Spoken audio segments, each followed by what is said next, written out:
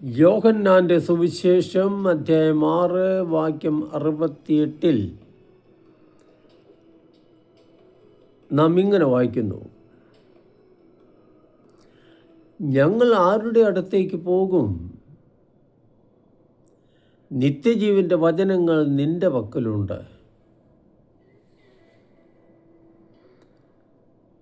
യേശുവിൻ്റെ ശിഷ്യപ്രമുഖനായ പത്രോസിൻ്റെ വാക്കുകളാണിവ. പശ്ചാത്തലം ഇതാണ്: ഞാൻ സ്വർഗത്തിൽ നിന്നിറങ്ങിയ അപ്പമാണ്, ഞാൻ ജീവൻ്റെ അപ്പമാണ്. എൻ്റെ ശരീരം ഭക്ഷിക്കുകയും രക്തം പാനം ചെയ്യുകയും ചെയ്യുന്നവന് നിത്യജീവനുണ്ട് എന്ന് അസന്നിഗ്ധമായി യേശു പഠിപ്പിച്ചപ്പോൾ ഇതാർക്ക് ഗ്രഹിക്കാൻ സാധിക്കും എന്ന് പറഞ്ഞ് ഗുരുവിനെ വിട്ടുപോയി അനേകം ശിഷ്യർ. ശേഷിച്ച 12 പേരോട് യേശു ചോദിച്ചു: നിങ്ങളും പോകുന്നില്ലേ? നിങ്ങൾക്കും വേണമെങ്കിൽ പോകാം.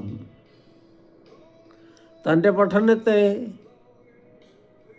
വെള്ളം ചേർത്ത് ലഘൂകരിക്കാൻ, മയപ്പെടുത്താൻ യേശു തയ്യാറായില്ല.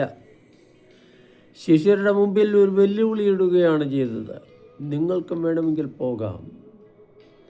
അപ്പോഴാണ് പത്രോസിൻ്റെ ആ പ്രസിദ്ധമായ വാക്കുകൾ: ഞങ്ങൾ ആരുടെ അടുത്തേക്ക് പോകും? നിത്യജീവൻ്റെ വചനങ്ങൾ നിന്റെ പക്കലുണ്ടല്ലോ. യേശുവിനെ